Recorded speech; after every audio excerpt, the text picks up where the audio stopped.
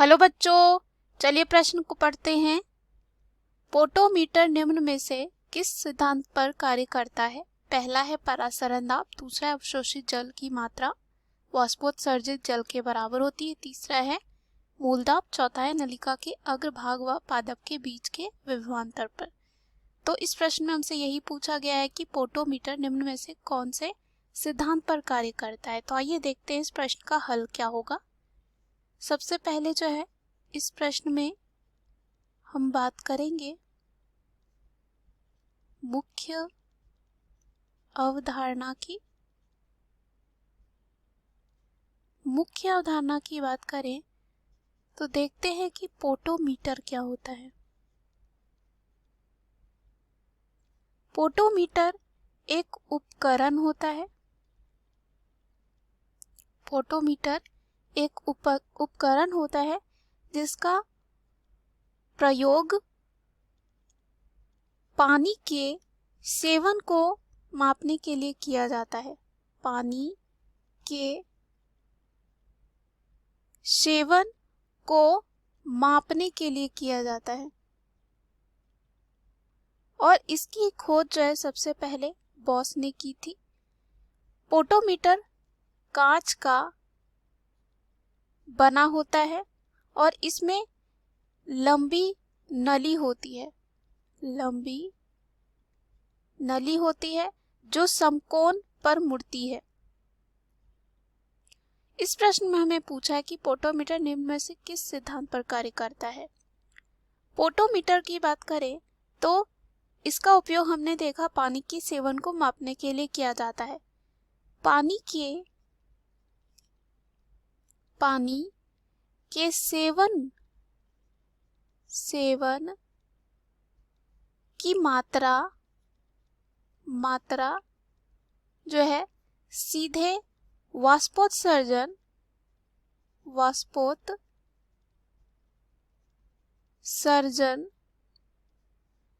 की दर के समानुपाती होता है।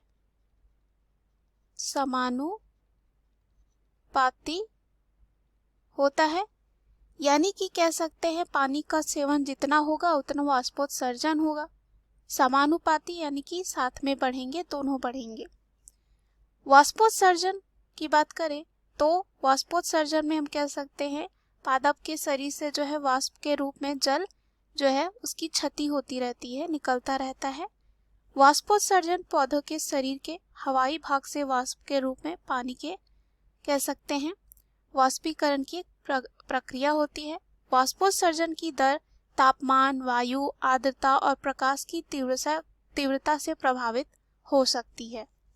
अब बात करते हैं जो पोटोमीटर होता है वो किस प्रकार कार्य करता है। पोटोमीटर किसी पौधे से पानी ग्रहण करने की दर को मापता है। क्या मापता है? किसी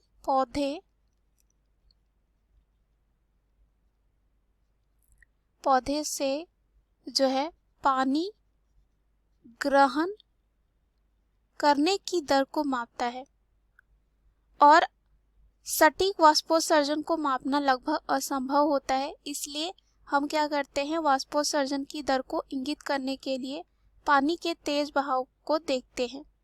जैसा कि अभी हमने देखा पानी का जो यहाँ पे सेवन जितना होगा वाष्पोत्सर्जन की दर भी उतनी होगी, यानी कि ये दोनों क्या हैं, समानुपाती होते हैं।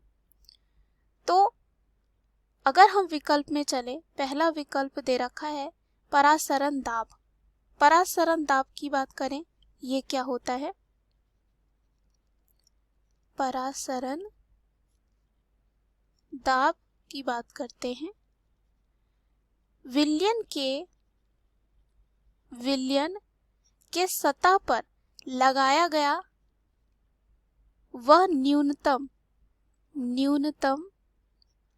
बाह्य दाब जो अर्धपारगम्य झिल्ली से होकर विलायक को विलयन में प्रवाहित होने से रोक दे, उसे कहा जाता है परासरण दाब।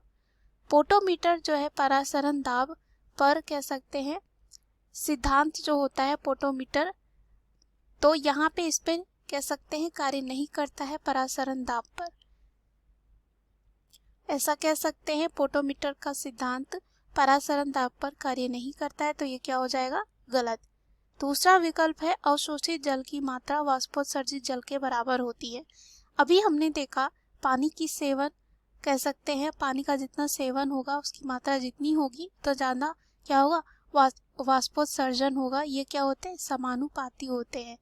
तो यहाँ पे अवशोषित जल को हम बराबर ले सकते हैं पानी का सेवन, और वाष्पोत्सर्जित जल के बराबर होती है, तो ये हमारे प्रश्न का सही उत्तर हो जाएगा। तीसरा है मूल दाब। मूल दाब क्या होता है? मूल दाब सक्रिय जल अवशोषण के समय जड़ की जाइलम वाहिकाओं में उत्पन्न द्रव स्थैतिक दाब को मूल दाब कहा जाता है। तो यहाँ पे ये भी गलत हो जाता है क्योंकि पोटोमीटर के सिद्धांत जो होता है इस पे कार्य नहीं करता है। चौथा दे रखा है नलिका के अग्रभाग व पादप के बीच के विभवांतर पर।